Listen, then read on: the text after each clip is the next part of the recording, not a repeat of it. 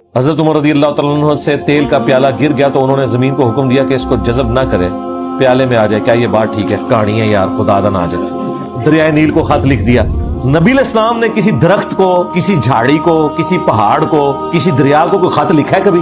اپنی عقل استعمال کریں یار خدا کے لیے۔ اس طرح ہوتی ہیں چیزیں دنیا میں، ایسے ہوتا ہے۔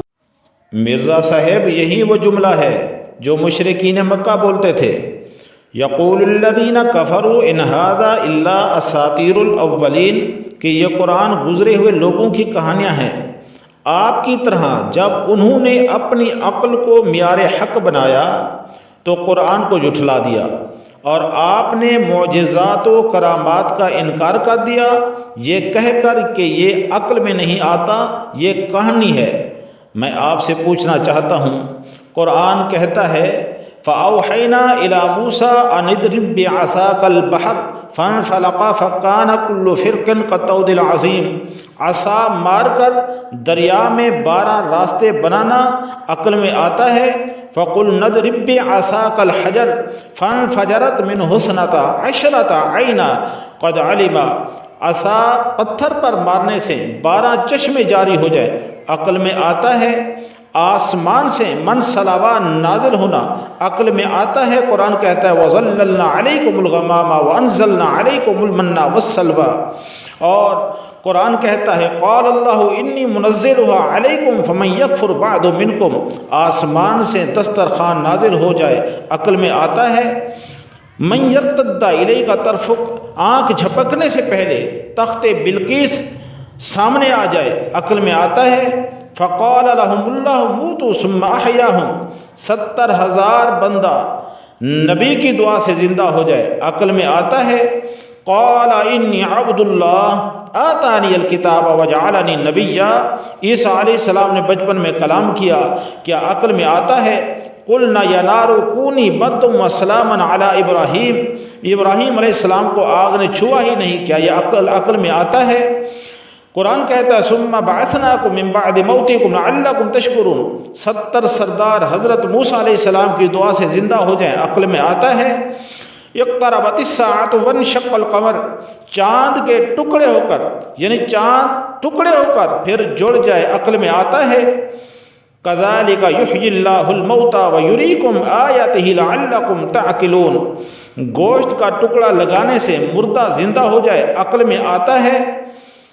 قال لبثت یوما او بعد یوم قال بل لبثت 100 عام فانظر الى طعامک وشرابک لم یتسنى، 100 سال کے بعد زندہ ہو کر اپنے بیٹے سے ملاقات کی عزیر علیہ السلام نے، کیا عقل میں آتا ہے؟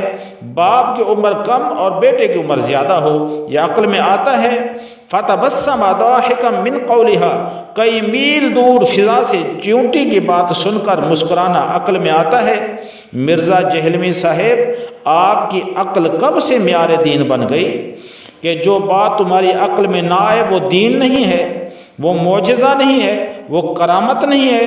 مرزا جی تمہاری عقل کی حیثیت ہی کیا ہے؟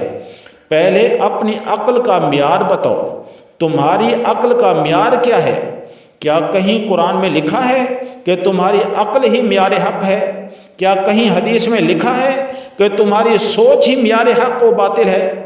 یہ کیسے ہو سکتا ہے کہ کوئی بندہ جو دنیاوی تعلیم رکھتا ہے دین کے معاملات میں آ کر یوں رائے پیش کرے کہ 1400 سال کی تاریخ کو یکساں مسترد کر دے؟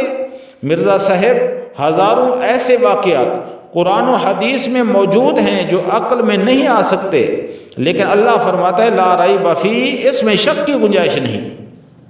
مرزا صاحب، جو معجزات اور کرامات اور غیبی امور ہوتے ہیں وہ تمہاری عقل میں نہیں آتے لیکن مانے جاتے ہیں، یہ ہے اصل مضمون، یہ ہے حقیقت ایمان، یہ وہی دین ہے جس کے لیے صحابہ کرام علیہم رضوان نے اور اولیاء امت و اکابرین امت نے جان و مال قربان کیے۔ یہ سب حقیقتیں قرآن کی ہیں، انسان کی عقل کی نہیں۔ بتاؤ یہ سب عقل میں آتا ہے؟ اگر نہیں تو قرآن کو بھی کہانی کہو گے؟ مشرکین مکہ کی طرح مرزا صاحب تمہاری عقل کی حد کیا ہے؟ اللہ فرماتا ہے ان فی ذلک لآیۃ لکم ان کنتم مؤمنین، اس کے اندر ایمان والوں کے لیے نشانیاں ہیں، جو قرآن میں ہے، قرآن و حدیث کے مطابق ہے، وہ حق ہے، چاہے وہ تمہاری عقل میں آئے یا نہ آئے۔ مرزا صاحب خدا کا خوف کریں، دین میں شکوک و شبہات پیدا نہ کریں، کیونکہ یہ سب شیطان کے کام ہے۔ دین میں شک پیدا کرنا یہ شیطان کا کام ہے، اور اللہ فرماتا ہے وَلَا تَتَّبِعُوا خُطُوَاتِ الشَّيْطَانِ إِنَّهُ لَكُمْ عَدُوٌّ مُّبِينٌ، کہ شیطان کے نقش قدم پہ نہ چلو، وہ تمہارا کھلا دشمن ہے۔ اللہ پاک سمجھنے کی توفیق عطا فرمائے۔